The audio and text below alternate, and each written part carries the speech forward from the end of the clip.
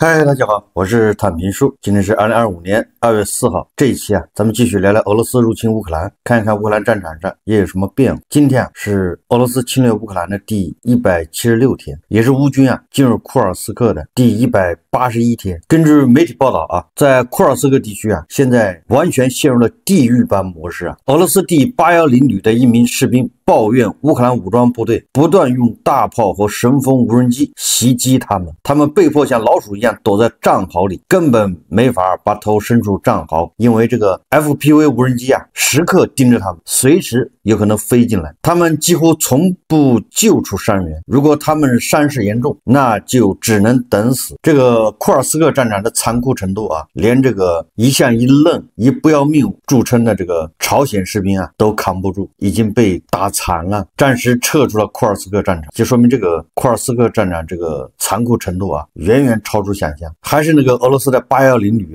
网上有视频这个810旅士兵腿断了，那么就有别的战士没有学过医的同志在试着给他做手术，他也不能被送入这个正规的医院进行治疗，因为根据俄军的规定指挥部下令，只有没有办法逃跑的，也就是重伤员，腿整个的没了，像这种没办法跑的才送到医院去。有俄罗斯的伤兵借着到医院医治，然后趁机跑了。810旅就有7名士兵是这种情况，所以现在指挥部命令，除非腿折了，否则的话都不能送到医院去就在战场，就在战壕里面由这个自己的战友简单处理一下。可见俄军这个条件是多么的恶劣。最近几周俄罗斯军队试图夺回波克列布基。根据俄罗斯的消息来源目前乌军已完全控制了前线村庄，并略微扩大了控制区，也就是俄军想抢回这个波克列布基还比较难。俄罗斯频道夜间报道，乌克兰无人机大规模活动，13架无人机瞄准沃洛涅日地区，43架无人机飞越罗斯托夫地区，8架无人机飞向了别尔格莱德地区，预计将对坦波夫、伏尔加格勒、萨拉托夫、萨马拉、奔萨、萨兰斯克、梁赞和夏诺夫格勒德地区发动猛烈袭击。在遭到乌克兰无人机袭击以后伏尔加格勒炼油厂发生了多次连续爆炸。刚才这个俄罗斯的810旅也说了，乌军主要靠无人机FPV 无人机对俄军进行击这个乌克兰它的无人机部队现在是在茁壮成长，一步一步的在发展。乌克兰原来有5支顶尖的无人机系统部队，已经从小队发展成独立的无人系统团或旅，分别是阿喀琉斯、K2、马扎尔之鸟、拉罗格和凤凰等部队，他们已经是旅的编制。这些部队大量的从平民中招募这些飞手，也就是操纵这些无人，给俄军造成了重大的创伤我们看看这个外交以及国际援助由于这个乌克兰现在天气严寒，所谓的冬将军，所以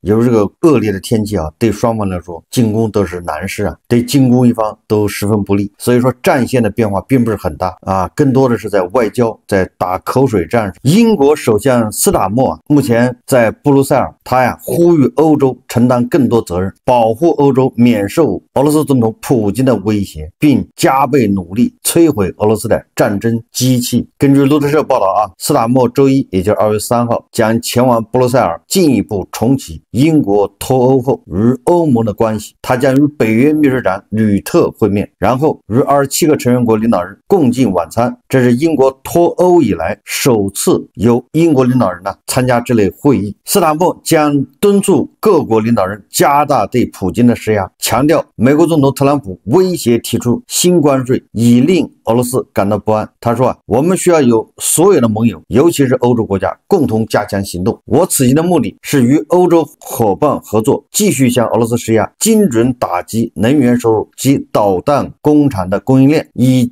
彻底摧毁普京的战争机器。这个在方向上面这英国人把握的可以说是从没有失手过，真正的是大事不糊涂他跟这个美国还不一样，无论是从这个约翰逊到后面的苏纳克啊，再到这个斯塔默，中间还有一个女首相，他们都属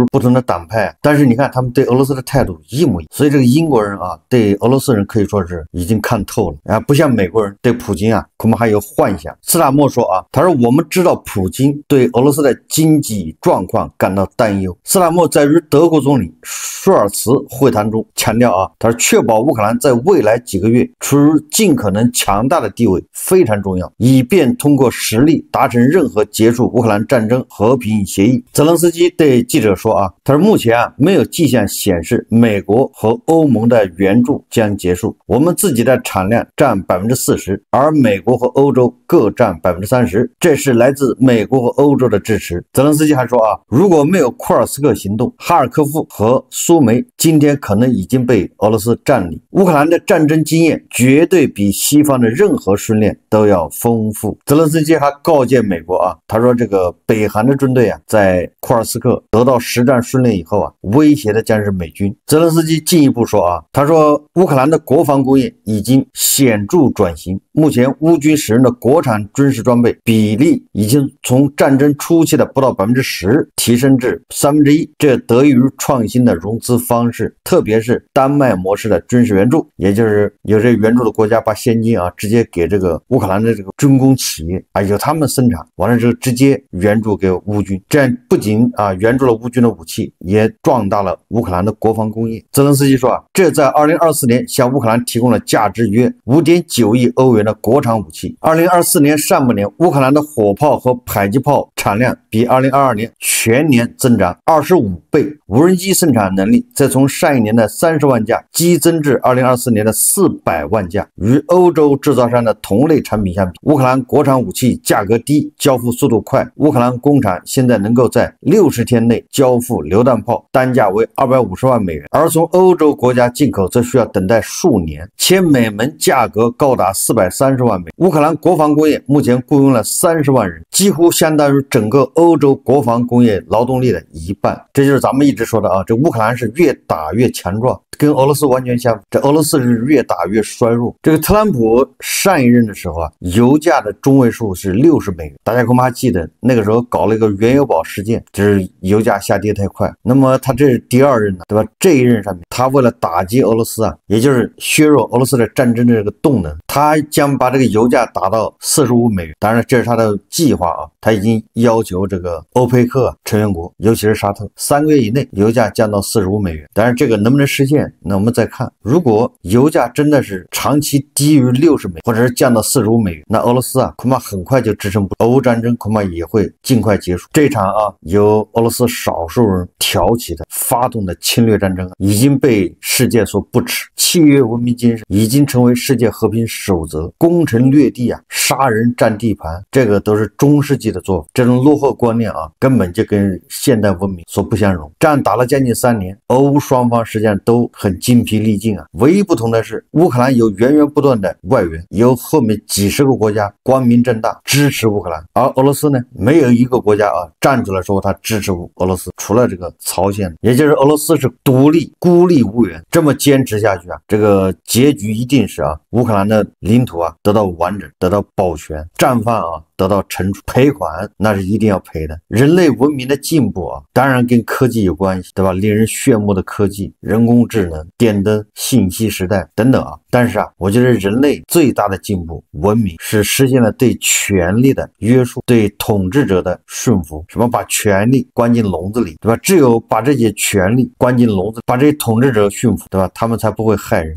好像这个美国前总统布什有过这样的讲话，意思差不多吧。实际上啊，我一直说啊，这个普京啊，面对巨大的消耗，可以说是度日如年，加上这个乌军啊持续不断的对俄境内能源设施倾巢式打击啊，这个俄罗斯可以说很难这么支持下去。在战线上面啊，投入再多的力量都很难取得满意的效果。一个红军村已经打了8个多月，伤亡巨大呀，而收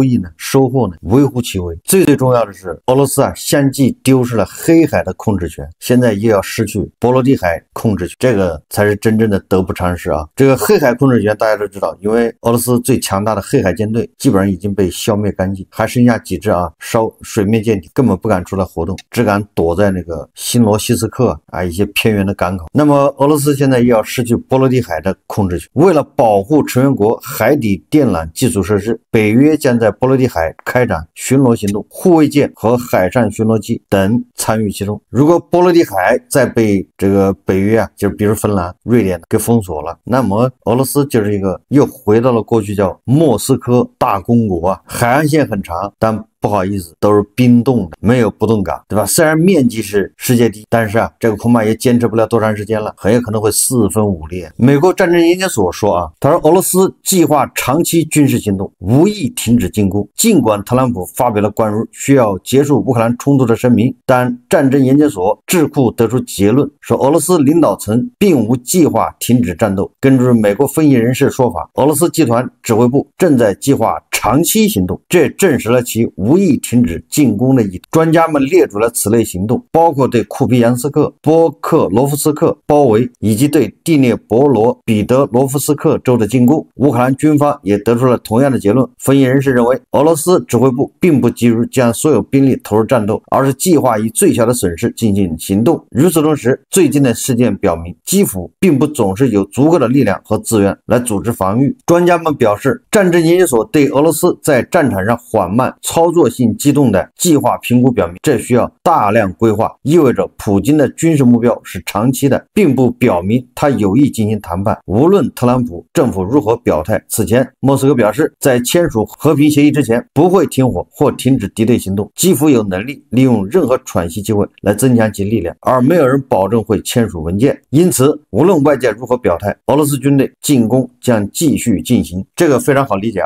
这些赌徒已经赌红了眼他根本就不会考虑，就像那个战败之前的日本一样，如果不是2颗原子弹，他还会一直打下去，跟那个希特勒也一样，直到希特勒听到了苏联或者美国人的炮火之声，他才知道自己失败了，对吧？地保老人、五夫一娃这些人，他们现在是赌徒孤注一掷，一方面也想停火，想知道自己坚持不下去，内外交困，他希望在占据了现实利益的情况下停火，一方面他还要孤注一掷，他认为他再坚持一下，你这个欧洲就不行了，你们的裂痕已经有了，你们已经不团结了，不知庐山真面目，只缘身在此山中，当局者迷为什么这么说实际上俄罗斯国内已经是千疮百孔，越来越多的俄罗斯人开始悲痛的发问，说乌克兰人为什么要摧毁我们的炼油厂？为什么我们的防空系统不拦截这些先进的美国武器？他们正在摧毁我们的经济，为什么？就是这些俄罗斯人他不了解，他理解不了乌克兰为什么炸我们的炼油厂，我们是去帮他去纳粹化的。这个俄罗斯人更不理解为什么我们的武器这么先进，为什么拦截不了这些美国人的这些什么飞机导弹，任由他们摧毁俄罗斯的经济。乌克兰的无人机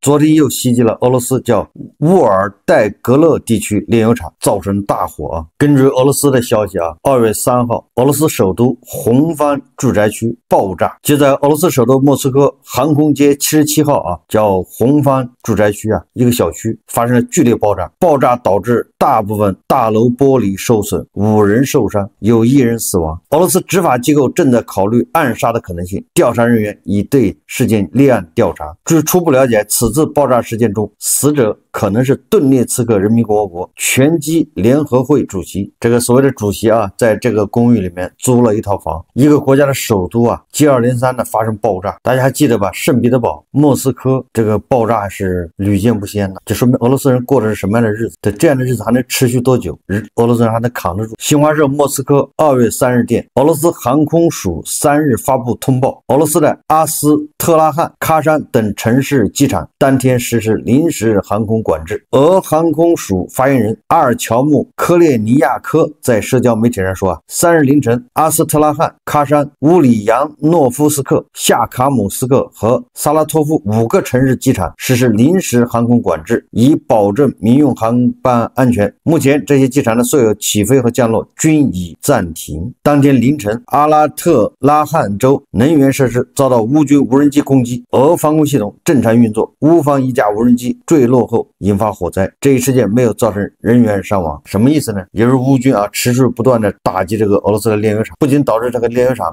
起火，也导致它的这个所有的民航航班暂停，爆炸起火，航班暂停，这些恐怕只会是越来越激烈。这个据CNN报道说特朗普政府正在准备与乌克兰和俄罗斯的会议和谈判，说我们正在与乌克兰和俄罗斯打交道，我们计划与包括乌克兰和俄罗斯在内不同政党进行会议和谈判。我认为这些讨论表现会很良好。这个凯洛格作为特别代表，他说俄乌双方都必须做出让步。凯洛格对几个月达成协议很有信心，至少从目前来看特朗普目前的这个态度还比较暧昧，还是对普京更有利。因为现在网上在传普京向特朗普开出3条和谈条件。第一个条件就是乌克兰大幅减少与北约的军事合作，且永远不得加入北约。第二个，北约国家向乌克兰提供武器应该受到严格限制，不能用于直接对抗俄罗斯或夺回已失去的领土。就是北约你给乌克兰武器的话，乌克兰不能拿这武器来攻击俄罗斯，更不能拿它来说我们收复